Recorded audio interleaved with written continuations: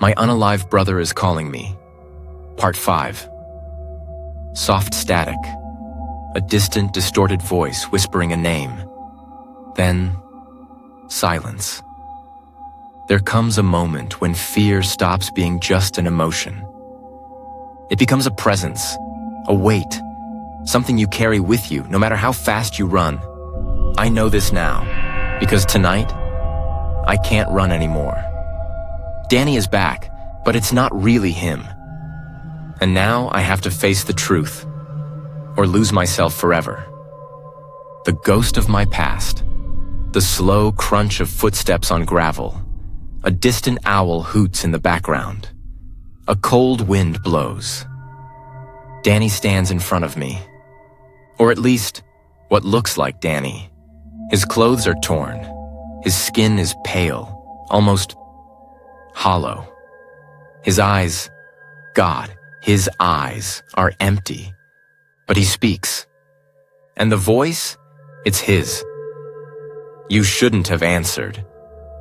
I swallow hard, my throat dry as sandpaper. Danny? My voice shakes. He tilts his head like he doesn't quite understand the name. You have to finish what I started, he says. My body is frozen.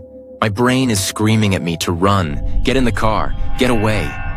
But something keeps me there. Because deep down, I know he's right. I've spent my whole life trying to forget what happened the night Danny disappeared. But the past doesn't forget. And now, it's come back to claim me. The forgotten memory. Slow, warping heartbeat. The sound of a flickering streetlight overhead. Suddenly, my head pounds.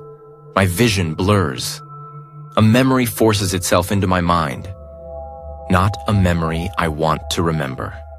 Flashback. A stormy night. Me and Danny. The lake. The argument. You don't understand, Danny had shouted. I remember the way he looked at me. Desperate. Afraid. If we don't stop this, they'll come for us next. I had laughed. Called him crazy. And then, a splash. Dark water swallowing him whole. My chest tightens. Number, Danny didn't drown that night. I let him go. The low hum of streetlights. The rustling of trees in the wind. Danny steps closer. You remember now, he says softly. I shake my head. No, it wasn't like that. It was an accident. Danny's face doesn't change. Was it? Something cold twists in my gut. I open my mouth to argue, to deny it. But the truth is there, staring me in the face. I could have saved him. I could have reached out, grabbed his hand, pulled him back. But I didn't. And now he's come back to take me with him.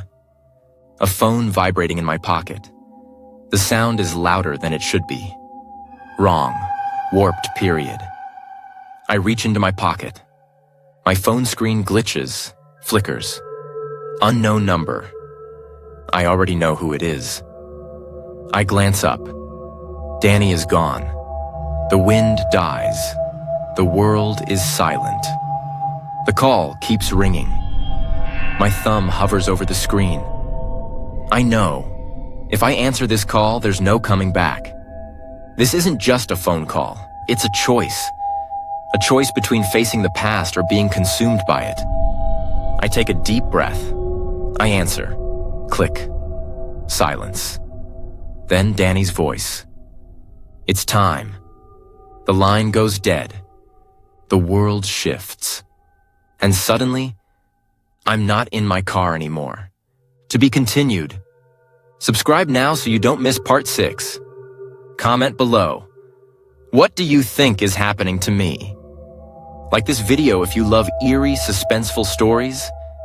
The mystery is deepening, and some truths should stay buried.